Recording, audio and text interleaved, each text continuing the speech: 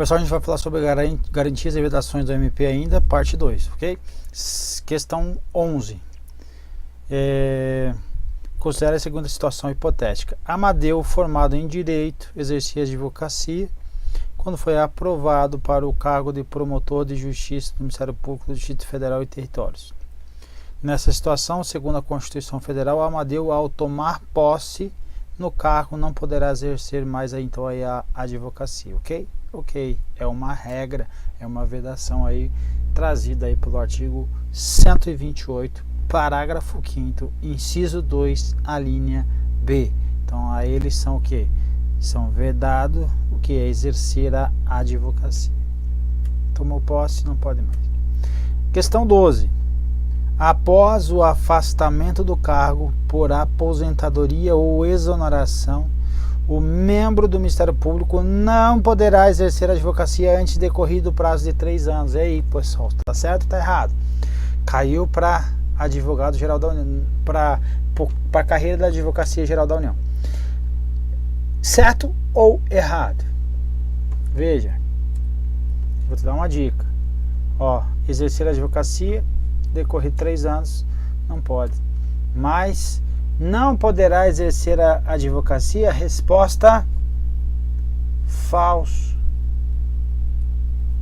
O que ele não pode? Não pode exercer a advocacia no juízo ou tribunal do qual se afastou.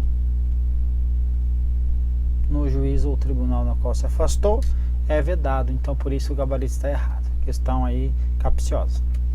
13. A representação e a consultoria jurídica de entidades públicas são constitucionalmente vedadas ao Ministério Público. Certo ou errado? Certo. Então, veja, são institucionalmente aí as funções institucionais do Ministério Público, exercer as suas funções, entre outras, né? Funções que lhe forem conferidas, desde que compatíveis com a sua finalidade. E o que é vedado? Exatamente o que está trazendo a questão. A vedada representação judicial e a consultoria jurídica de entidades públicas. Quem faz isso? Quem faz isso é a Advocacia Geral da União. Então, tanto a representação quanto a consultoria, certo? Então, quanto a consultoria jurídica são vedados. Então, o item está correto. 14. A vitalicidade, a gente já viu isso, 2 anos, do cargo do MP é adquirida após 2 anos, ok. Para membros vitalícios, a aplicação da sanção disciplinar de perda do cargo demanda a procedência de ação civil específica com trânsito julgado. Note que na Constituição Federal traz a possibilidade somente com sentença judicial transitada em julgado. Note que está caindo por um cargo de procurador aí do MPTCU, ou seja, um Ministério Público junto ao TCU. Então, certamente cairia para eles também quem? A lei complementar do Ministério Público, que é a 75 de 93. Aqui, se você fosse só pela Constituição Federal, teria a tendência de marcar incorreto. Por quê? Você poderia olhar assim, mas e se ele cometeu um crime? Poderia ter então teria ter uma demanda procedente de uma ação penal específica. Mas o que a Constituição fala? Ação judicial transitada em julgado, ponto, se cala. Então tenderia você marcar errado por causa disso, mas o artigo 75, a lei complementar, 75, vai falar que o Conselho do Ministério Público, apreciando o processo administrativo, poderá propor ao PGR o ajuizamento de ação civil para demissão de membro do Ministério Público da União com a garantia da vitalicidade. Ok? Então, a aplicação da sanção disciplinar de perda do cargo demanda procedência de ação civil específica com trânsito em julgado. Então, veja, ele trouxe aqui uma situação em que o Conselho do Ministério Público, apreciando um processo administrativo, poderá fazer isso. Mas e se fosse uma ação penal, por exemplo? Será que caberia a ação civil? Então a questão eu acho que não foi muito bem elaborada, mas esse é o gabarito, ok? Então a questão está certa de acordo com o gabarito oficial. Questão 15. A partir do momento em que adquirem a vitalicidade, tanto os membros do Ministério Público quanto do Poder Judiciário somente podem perder seus cargos por determinação sentencial, judicial transitada em julgado. É o que a gente acabou de falar. Então, está na Constituição Federal isso daqui, então está mais tranquilo. 16. Moisés foi aprovado no concurso público de provas e títulos como membro do Ministério Público Militar no ano de 2000 e vem exercendo atualmente suas atividades na cidade do Rio de Janeiro. Nessa situação, no exercício de suas atribuições no MPM, Moisés poderá receber, em casos expressos em lei, honorários. Furado, não pode receber nunca honorários e custas processuais. Questão incorreta.